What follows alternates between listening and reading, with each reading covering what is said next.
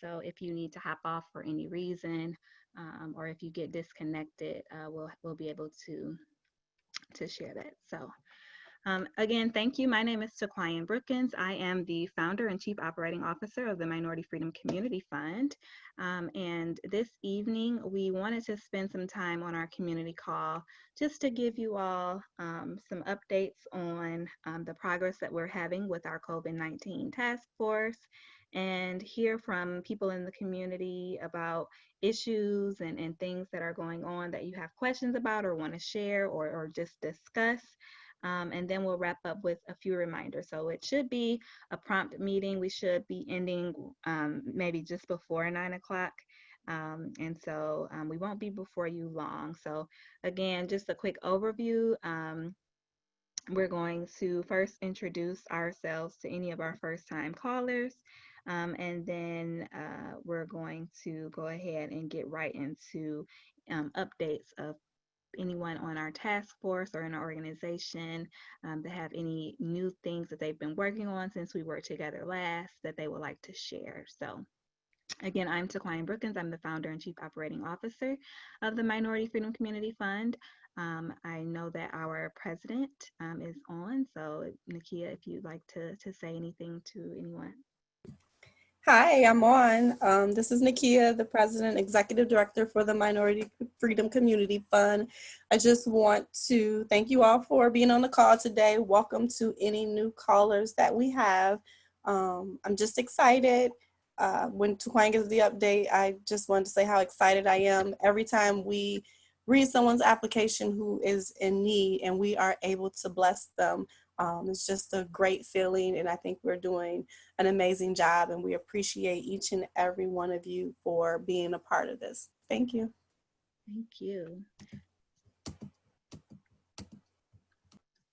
Are there any other board members or committee members on the call that will have anything to say or would like to just welcome our guests today? Good evening. Can you hear me? Yes, we can. I did. Okay. I can barely hear y'all, but I hope you can. Good evening to everyone. My name is Richard Brookins. I am the Vice Chair of the Minority Community Freedom Fund. So I'm thankful and wonderfully blessed to have all of you on the line this evening. And I'm just very excited and very enthused about the movement that that our president and some of the other members are doing going forward here. I would like to just thank those who are coming on the line and those who are actually putting a lot of the effort into this and the action into it. I'm thankful that you all are willing to do these things, and we're looking for more and more volunteer and more participants in this movement.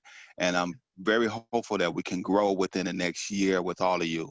God bless all of you for coming on the line. And I believe that I'm not familiar with the speaker yet because I haven't had a chance to really look at the format of the meeting, but all the speakers have been wonderful, and I'm thankful for them coming on. And I think the one that's going to come on this evening is going to be a great speaker as well. So thank you all once again. Appreciate it. And he forgot to mention that he's my dad, so that's my daddy. Are there any other board members or committee members or volunteers on the call that would like to welcome our guests or have anything that you would like to share? We'll get into progress updates after this. So if you have any progress updates to share, or any things that you've been working on, we can save those for the next. But just if you want to say hi or set the tone for the call, speak now or forever hold your peace.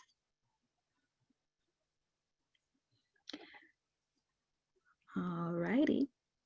Okay, so we'll go ahead and get right into our progress updates. And so the past few calls, we've sort of been explaining the large requests for our emergency assistance fund that we received sort of towards the end of May, early June.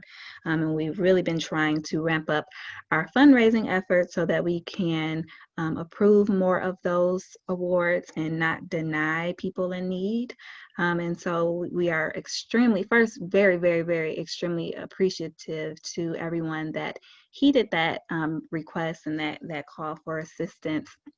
And so today what I wanted to do is just to provide sort of a visual representation of our fundraising efforts and our distributions out of that fund to date. And so for those of you that aren't on Zoom and aren't able to see this, I'm just going to verbally say that we started this fund back in April.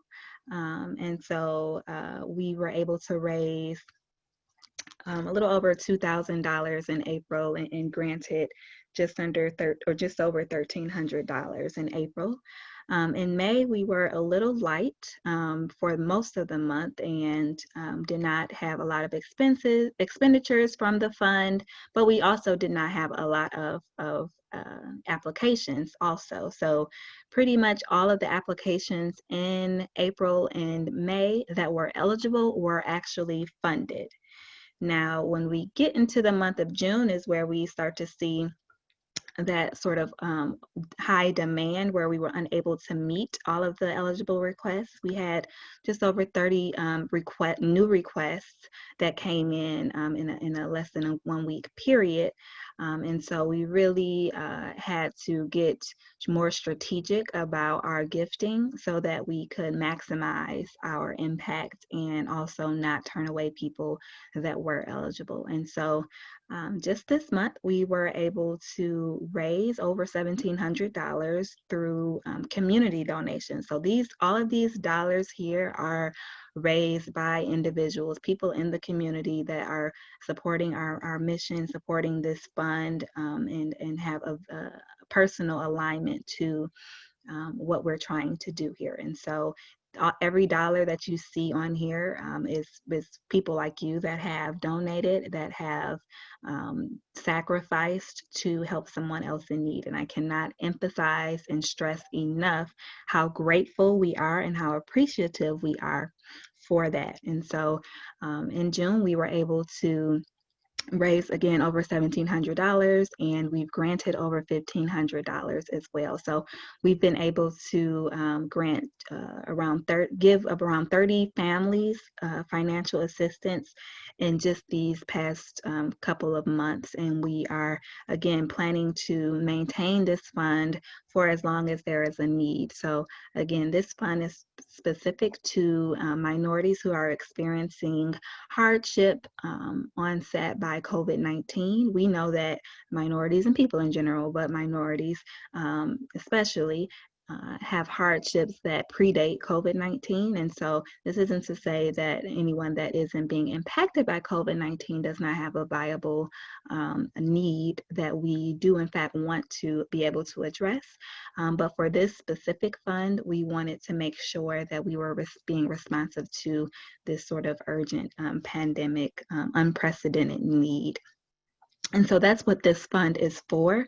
And so people that are applying are experiencing, job loss because of COVID-19 or a reduction in hours, or people are, getting sick and having to take care of family members, or children are, home from school or home or unable to go to, camps or whatever it is because of COVID-19. And so all of these are very unique to this specific pandemic that we're in right now. And so those are the types of situations that we're supporting. Through our sort of COVID-19 related efforts, we do, for our core programming, we do have plans to support minorities in other ways who are experiencing difficulties or just, trying to branch off and start their own business or whatever their activity might be or their need might be. We're ramping up to develop our own internal fundraising to be able to support those types of programs. But right now, all of the fundraising that we've been doing to date is specifically for this COVID-19 response fund. And so again, thank you to everyone who has been able to donate. We provided 6 new grants this week, and we're probably going to give an additional 6 or 7 or so before the month is out. And so we're really, really appreciative to be able to do this. But as you see, as money goes out, we need to make sure that we're replenishing it, because there is no shortage of a need out there as we see. So thank you again. And if anyone has any questions about our fund, or the progress, or some of the need that we're seeing, please feel free to ask that now or in our Q&A portion. And if you are inclined to donate or fundraise on behalf of this particular fund, you can text the keyword COVID fund to the number 44321, and that will allow you to either donate right on that page or to create your own version of that fundraiser on our behalf to share with your networks. Next slide. Okay, so at this time, I would like to introduce our guest speaker. Ms. Coletta Sharp is on the line right now. I think I might have to unmute you, or you can press *6 to unmute yourself.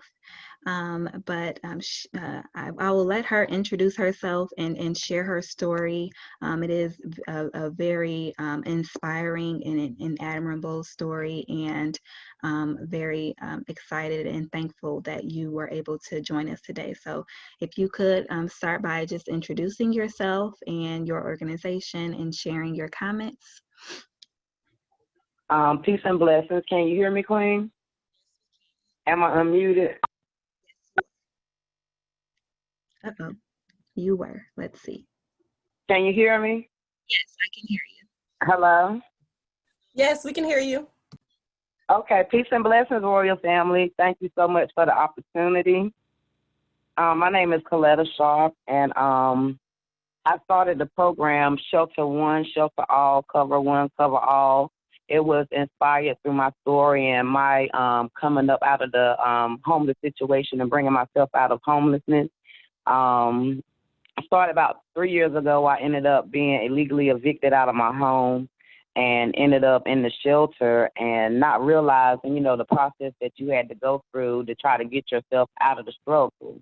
And along my journey, I found it harder to get on my feet because I found myself going in circles. I had, case workers who was working with me, but, I wasn't able to do, anything that I needed to do to get on my feet. I was linked up with, different social workers who, like I said, I kept finding myself back at the same circle, going from social worker to organization to program to social worker to organization to program, till I got to the point where I had to do something different. So, I linked up with the Poor People Campaign, and that's when I started figuring out that it was more to the story than just me being homeless. Found out it was a system that was created to keep people in poverty because people were able to make money off my situation as opposed to helping me come out of my situation. So as time went on and I started doing my research, I found out, it was 3 times the rent to get into an apartment, along with credit and background check.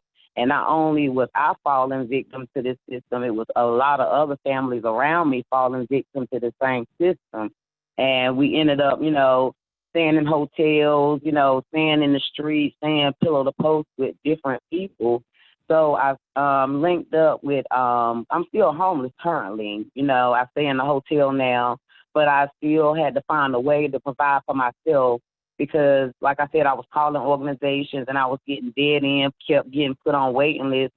So I had to try to come up with something to help myself. So I linked up with a couple of people that I knew and tried to start a movement to get awareness brought to what was going on with the modern day homeless.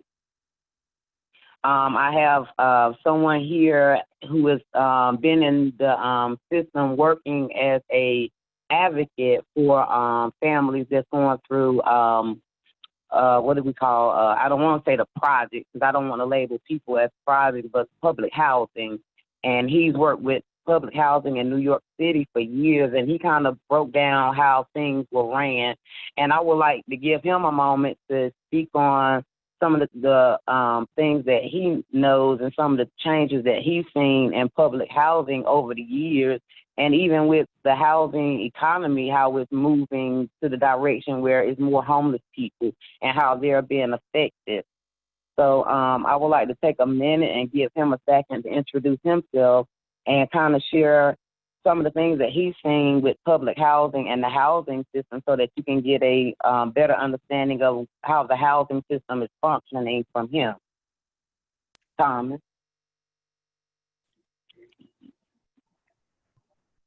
Okay, good evening. How is everyone? Good evening. Okay, my name is Thomas McKinney, and I'm a former employee of the New York City Housing Authority, where I worked for 30 years. I have relocated to Greenville, North Carolina, and am involved in some of the efforts to mitigate homelessness, and poverty. I think it's essential that we understand that homelessness is not as it's always portrayed. People are not raggedy or there's not always a mental health issue. People are homeless as a result of the economic shrinkage in this country, the gentrification of people out of the neighborhoods that they grew up in, that they have come accustomed to, and that their income is relative to. The whole concept of homelessness has taken on a broader perspective in terms of the impact that the economy, the economics, the systemic racism and economics have had on our ability to facilitate options and opportunities. Being from New York, like I said, I lived in Brooklyn, and I watched over a period of say 3 to 4 years the rapid gentrification of that Bedford-Stuyvesant community, how it went from a generic kind of ethnic where Black people were familiar with their surroundings and their neighbors to a place that was almost foreign. A lot of people were displaced and relocated and put out of their facilities because of the rapid gentrification, which spawned a dramatic increase in the homelessness. And these people were working homeless. They were not, they weren't vagrants. They weren't people that were just, subject to mental health issues. They were working every day and still could not afford the monthly rents, which had to be 3 times. They wanted your monthly income to be 3 times your rent, and the rents went up to like $1,500 for a 1-bedroom, up to like $2,500 for 2 bedrooms. It's crazy. So I think that these are some of the things that that I had to contend with, and so a rise in even gentrification within the public housing community and the takeover of public housing land to facilitate this gentrification. Thank you, Thomas. So in effort to deal with the housing crisis, we started working together on different ways to come up with solutions. And one of the ways was to create an avenue to at least bring attention to the new modern day homelessness, the working class who can't afford housing because of the 3 times the income, the credit, the background check, and a lot of disabled families who receive disability couldn't afford housing because their income wasn't enough to meet the 3 times the rent. And so we're now trying to create ways and find avenues and solutions to help people who are in my situation, who are what we call in the gap. We don't qualify for assistance because of one of another reasons, but we do need help. So, like I said, I'm trying to bring awareness. Shelter One, Shelter All, Cover One, Cover All was to show people that we together, through bringing our resources, can create a better way. I linked up with Glamour for Change, and she is she's a worldwide pageant agent who does different pageants here in not Greenville, but in America, and they raise money over in Africa. So I linked up with her and asked her to help me with the mass campaign to be able to create a job not only for myself, but help, her with her business. So we started selling masks to be able to raise money for me to be able to pay for my hotel. And through that process, it's been a little slow, but, it was a start for us at least to be able to start doing like I'm doing now, doing different interviews and podcasts to let people be aware that, we're out here, we're asking for a hand up, not a hand out. We want to create a solution where we're trying to help meet people at their needs, and try to bring them up out of their situation so that they can be successful and prosperous, and try to get away from this system that is, not clearly working for us. So my mission is to try to bring awareness to the homeless situation and even, see where people's mindset is with homeless. Because even on my journey, I wasn't aware of how, I don't want to use the word ignorant, but how blinded people were to the homeless and what homeless is supposed to look like. I've had a lot of people that, look at me and say, oh, you're not homeless. It's because I don't carry myself as a homeless woman. I'm not, they expecting me to walk around with raggedy clothes on and, an odor coming from me and, my hair all looking crazy. But they don't realize a lot of people donate stuff to me. A lot of my clothes are donated. They're hand-me-downs. I had to lock my hair because I can't do my hair anymore because, I have Crohn's disease. And it prevents me from doing a lot of things myself. So it's like, a person will look at you on appearance without even knowing your story and some of the things that you have to deal with in order to survive, So if there's any questions that you guys have for me at this moment or, have anything that you want to ask me, I'm opening up the floor for you to ask questions. Thank you so much for that. So many reactions and thoughts. I definitely want to open it up to anyone on the call that has any questions or reactions even to what Ms. Sharp and Mr. Robert were able to share with us. I think it's extremely admirable what you're doing. This issue of housing security and the housing insecurity actually is also very prevalent in the Detroit area because we are also experiencing gentrification issues and a lot of the sort of underlying and fundamental causes of homelessness.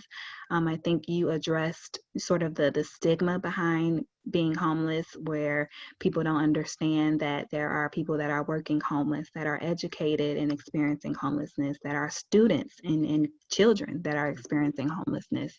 And so as an organization, our goal is to, while we focus on minorities, one of the things or the key tenets of our programs is to make sure that we're supporting people who don't qualify for traditional means of assistance. And so when you talk about being turned away for X, Y, and Z reason, we really find value in understanding those nuances and those barriers so that we can in turn formulate our strategies and our advocacy around ways to circumvent that. I want to pause my talking because I can do this all night and just to see if there are any people on the call that have any comments. If you can unmute yourself to signal that you have a comment or a question. If you are called in on a phone, you can press *6 to unmute yourself. If you're on Facebook, I am also watching those comments. I did run a poll at Ms. Sharp's request just to get a sense of, how people, familiar with the homelessness people on our call were. And so just looking at the results, about half of our callers participated. And for the question in regards to, do you know anyone who is homeless? Almost a third or over a third actually do know personally know someone who's experiencing homelessness, and another quarter of the respondents have actually experienced homelessness themselves. So this just shows, and this is just, 8 people. And so imagine if that was expanded out to a larger group, or if everyone responded to the poll, those figures might be even more drastic. And so we understand, especially in the city of Detroit, in major cities across the country, really, how sensitive housing security is and how easy it is to become housing insecure, just with so many people living paycheck to paycheck, with so many people not having adequate access to health care and health insurance and all of these unforeseen expenses that come with life that people aren't able to be, equipped to handle because of, systemic racism, but I won't get into that right now. And so just using this as an opportunity to figure out how can we as people and as an organization address this. What can we do, and how should we champion our energy and our thoughts and our advocacy in a way that can actually bring about change. And so I see that there is someone did unmute themselves. I just see iPhone, so I don't know your name, so I can't introduce you, but if you do have a question, you can go ahead and cut me off.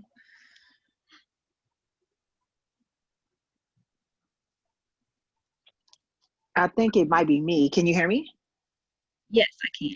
Oh, okay. No, I was going to say, I think sometimes um, I'm a very resourceful person, and I had a situation where I had, lived off of a lot of different resources, probably for roughly about 3-4 years, that I will be more than happy to share with the young lady to just let her know, because there are a lot of programs out there. And a lot of times I really just like to say it's all about resources and knowledge and utilizing those, not the knowledge or utilizing those programs.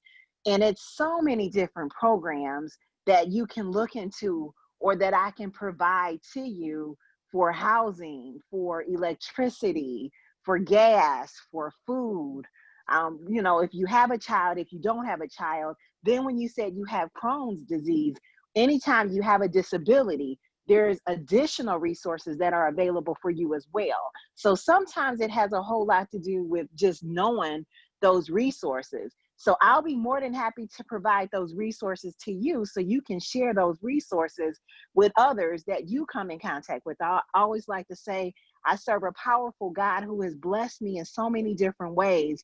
And I can tell you that I literally lived off of resources and programs for probably about 5 years. So, I mean, there are so many different programs out there for you that you can apply for to get stable housing and everything. So I'll be more than happy to work with you and provide that information.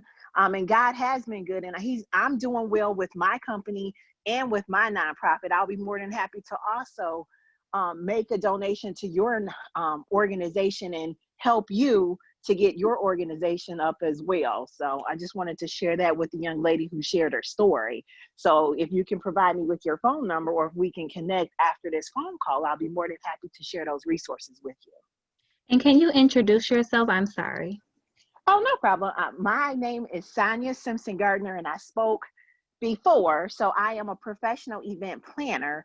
And then I also have a nonprofit. My nonprofit is Junior Seniors Entrepreneurs Incorporated, that I actually set up in 2010. And everything is set up. I'm really looking to make sure I have the time where I can go into, high schools or work with juniors and seniors to actually help them set up their businesses. Once they set up their businesses, my for-profit, which is Infinity Consulting Services, works in conjunction with my nonprofit to just help organizations, set up and provide knowledge. So, but that's what I do. And then I also work with companies. So I do professional consulting, helping companies set up their companies. I have a HR background, so that's my background. And I also set up nonprofits, for companies and for organizations. Okay, I would love the assistance. And that was the issue that we was having, was it was a lot of programs offered, but we don't have access points. You know, Yeah, I have access to it. it has been a problem with accessing the resources. They are here, they're listed, but once you get in and put the application in, it's either they don't have funding or they putting you on a waiting list. And most of the waiting lists have been like 3 to 5 years. Like right now, I'm on so many waiting lists. It's been 3 years of being in circles. I've been in a circle, and I had to say, you know, I got to put a stop to this circle. And this year I decided to put a stop to this circle and started, you know, bringing awareness to it. And like I said, speaking on it. So yes, I'm very open to, you know, us linking up and, you know, getting some stuff started. Okay, and I will be happy to do that handoff and share your information. And you're in the New York area, is that correct? No, I'm in Greenville, North Carolina. So you're not in Michigan. And Sonia, I think are you in Michigan? I'm in Michigan, yeah. So a lot of the resources that I have are probably in Michigan, though. I mean, but I'm more than sure you can get information and see, you know, what. So the information I provide would probably be more valuable in Michigan. I'm sorry. I thought you were in Michigan. I didn't know your calls went to people in other areas too as well. I thought Yes, this was all Michigan. I'm sorry. We're a national nonprofit, so we touch all 50 states. Well, And you see, know that's what? another reason why I'm glad I got to do this call. States, so. I'm sorry, Ms. Sharp, what were you saying? No, I'm saying I'm glad that I got to do this call because it lets people see that, you know, some areas have more access than others. And this is one of those areas where there's no access. There's limited access to even in this pandemic. And with me having Crohn's disease and all my health issues and it's on record, there's still no access for me to get these services. Now, let me ask you a question. Have you applied for any disability or went through the disability office? Because if you got approved for disability, that would actually help you with a lot of different programs. That opens up the doors for a ton of programs for you. I've got a lawyer for that, and everything on disability is because of the COVID-19 is on hold, and this has been like 3 years later. So it's been, even with disability and filing for that has been another weight and another issue because I need medical.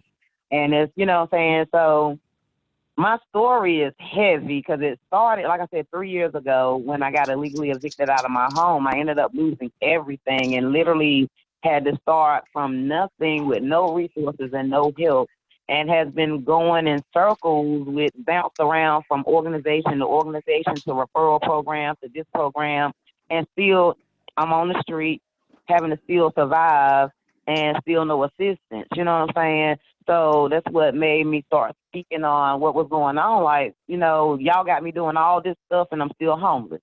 I still have nowhere to go. I got social workers who are calling me saying, well, we can't help you with housing, but we need to know where you at. And I'm like, well, why are you calling me if you don't have no help for me? You know what I'm saying? But you're trying, you know, my daughter, thank God she's 17 and not 5 because they would have took my daughter from. Oh, yeah. And then she has autism, you know, so I have to deal with, her being a 17-year-old and her issues on top of my issues and still maintaining, you know. So it's like you constantly have these battles and struggles, but you can't quit because you know what I'm saying? I can't quit. I have myself and my daughter to worry about. So it's like, out of all these 3 years, it's like I said, I've been in this same circle until I got to the point where I had to start speaking on it because I'm like, something has to be done or somebody has to hear me at some point to realize that it's a system out here that is really creating this stuff. You know, it's not like I'm lazy or I don't want to do anything. Just recently, just got a job. I'm supposed to start tomorrow. So it's not like I'm lazy. I don't want to do anything, but I have to still take a job that's not really going to pay for me to live, but I still have to do something. You know what I'm saying? Well, we, Number. Nakia, I pass think, my information, yeah. Yeah, I will definitely pass you Ms. Gardner's information. And then Nakia, did you have something to say? I saw that you unmuted yourself a while ago. I just don't want to cut you off. Oh, no, that's fine. My original, the reason why I originally unmuted, because I was going to ask the same question. I wanted to know the states of both women, but you asked that. So Okay. hopefully, you know, I'm praying for you. Hopefully you're able to find some resources. I would just share that I received a call a couple days ago.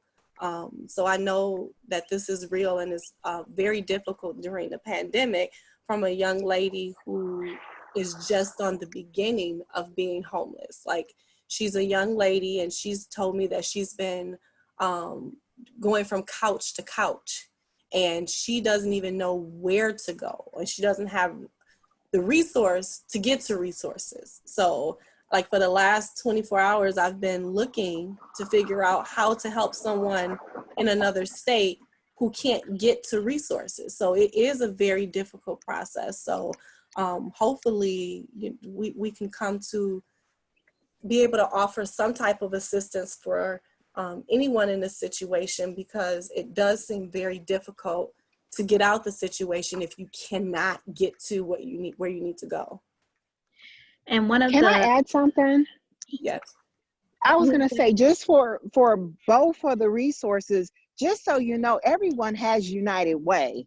That is probably one of the best resources. If you tell them your situation, they can provide all of the resources in your area. And then the Department of Human Services, you have to go down there. Sometimes you have to be persistent. So if you walk in there and put in an application, letting them know your situation from homelessness to needing food, both of those organizations will help you immediately and provide resources to you. So, but you have to walk into those places, or you have to place a phone call, and you have to let them know specifically what it is you're looking for, and let them email that information and provide that information. Once you get that information, you have to follow up with all of the leads that they provide. And whatever city you live in, the cities also have those resources in their housing department. So that's 3 valuable resources right there. So if you try all 3 of those. Here in Greenville, we have all those that you just said, but they don't have resources when you get there. They put you on 3 to 5 year waiting list, or there are no access points. Because I've done 211, and I actually went through a program here called Trillium that 211 sent me to, and they had no resources. So me and the lady called 211 together, and they have no resources in this area except for unless you're in Mecklenburg County and you're homeless. I'm working with social workers at social services who I got text messages from them who are saying they don't have any funds right now. So it's like there are no access points to the funds, and what they do have is very, very limited, and they are already pulling from waiting lists that are 3 to 5 years long from here. Well, let's chat offline, and we'll talk about some other solutions. I don't want to tie up the call with everybody. We can definitely chat and talk about some other resources. Okay. We can. And then also, as a national organization, I'm so happy that you brought this topic up. You know, I didn't know exactly, you know, what you planned to say today, but everything that you spoke about was so important and so critical and aligned to our mission as an organization. And when we think about people who are in need of help and not being able to access them through the sort of traditional means or available or government-led resources, being able to support people and to stand in the gap is something that we are striving as an organization to do, as well as be sort of a resource hub for people, our people across the country. And so I'm glad that we were able to connect. We will definitely stay connected with you, and definitely I will be in touch. I have all your contact information, so I will also be in touch with you and able to make some connections with my networks and organizations across the country to see if we can make some improvements to your situation. And there's some additional information I would like to know from you and all of that, but we will definitely do that offline. But I just wanted to take a moment and acknowledge the topic that you brought up, the issue, and as a people, when we think about us, minority people and Black people, thinking about how we're able or going to be able to improve our condition in our situations, a lot of that is going to have to be from within our own. And so as an organization also, we're charged with this sort of responsibility or this task to figure out how can we assemble our collective dollar, our collective voice, our collective momentum to be able to address our needs as a community internally, so that we don't have to always go out and seek assistance from others who might either, good intention or ill intention, and whatever the case may be, unable to help. And so thank you again. If you have any last or closing comments, I'll let you do that. And again, we're so appreciative, and I will definitely be in touch with you.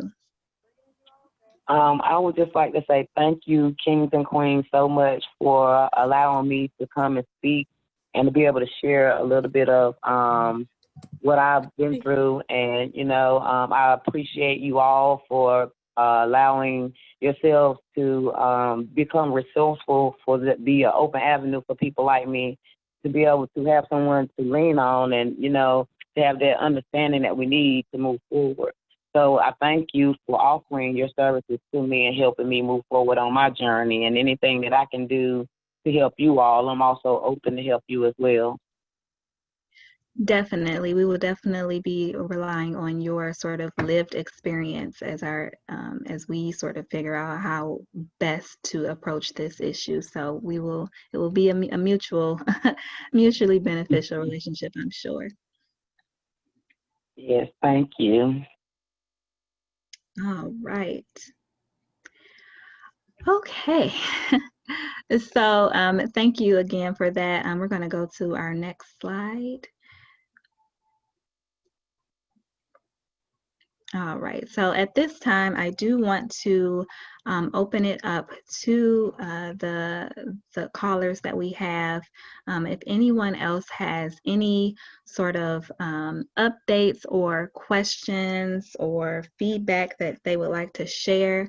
I know specifically that two of our young ladies that are on the call were involved in some Juneteenth activities. So I would invite you to share your experience, what you did and why, to the callers if you're able. I won't say your name in case you decide not to, but if you're interested, you can share that. We did just celebrate Juneteenth last Friday, and so I know that there was a lot that came of that.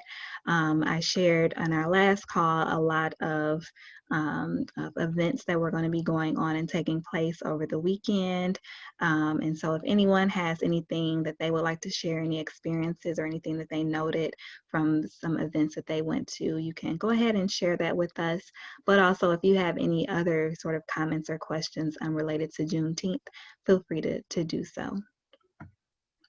Hi, my name is Ava Peoples. I'm part of the Minority Freedom Community Fund, and me and Kayla participated in the mural in downtown Detroit. And honestly, it was really fun. I enjoyed it. We were down there for a long time to try to finish it, though.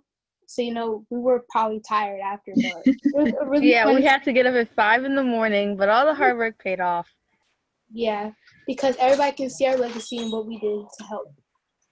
And the message was Black Lives Matter, and that all of us. Oh, the message was power to the people, and we both enjoyed doing it. It was a really fun experience, and I'll do it again. Yeah, I think it was really important for it to be kids painting the mural, because kids have a voice too, and not many people recognize that. Absolutely. Thank you. Tasha, did you want to say something? I did. To those young ladies, you guys did an awesome Yes. job. I mean, I have heard so many accolades from contacts that I have who have come in from out of town and have been downtown to take a look at the murals. I know, Kayla, I believe you did a television interview, and I mean, you both don't even realize the impact of what you've done and how much of a good thing that it was. So congratulations to the both of you, and thank you for taking part in that. Thank you. I appreciate it. We were You're happy to welcome. do it. Yes, and I heard that that there was a shout out given to the Minority Freedom Community Fund on one of those interviews. So thank you for representing us as our Youth Advisory Committee members and co-chair. And I am so proud of you two. And I work downtown, so I usually would be able to get to see that mural, but I'm working from home because of COVID-19, so I can't see it. But I saw the pictures, and it looks beautiful. Thank you, and you're welcome. Are there any other updates or comments from anyone on the call?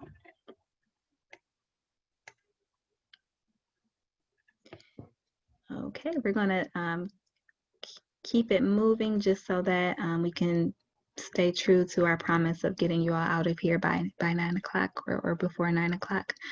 Just a few reminders. First, I want to, and I don't know if this is in the slides way, so forgive me if I'm jumping the gun here, but I want to first invite everyone this Saturday at 12:30. Yes, thank you. This Saturday at 12:30, the Minority Freedom Community Fund will be having our June board meeting. As a community fund, it's very important that our decisions are led and inspired and influenced by people in the community. And so to do that, some of our committee and board meetings are open to the public. And so those would be our program committee as well as our actual board meetings. So you'll be able to hear the decisions that we're making, hear about the things that we're thinking about, and also share your opinions and thoughts and ideas and feedback with us. So I definitely want to invite everyone that's on the call. We'll be sharing this information and via email over the next few days, just so that you can have the link to the meeting readily accessible. But it will be a Zoom call starting at 12:30 this Saturday. You can come and just hear some things that we're working on and things that we're thinking about, and again, just share your voice at that time. So inviting you to our June 2020 board meeting this Saturday. In addition to, so we can go back to the other slide. Sorry, I jumped the gun. I do want to continue to encourage people to donate on behalf of our Minority Community Response Emergency Aid Fund. You can text the keyword COVID Fund to the number 44321 to donate. If you are in need of assistance, you can also text us at 810-377-5165 for a link to the application. You can also visit our website. There's a COVID-19 tab, and you should be able to access that link as well. I do want to continue to invite and encourage people who are able to sign up to be a donor for our 100 Wishes Granted campaign that we've talked about, as well as continuing to support our partner Detroit Heals Detroit in the work that they're doing via our shared fundraisers that we have with that organization. If you have any questions about any of this, please do not hesitate to contact us. You can contact us via email at info@mifreedomcf.org, or you can simply reach out to us on social media. We have Instagram, Twitter, Facebook, LinkedIn. We check them all. So there's lots of ways to get in contact with us. Thank you all for spending your evenings with us, and we look forward to seeing you hopefully this Saturday, but if not, next Wednesday. Have good evenings, everyone.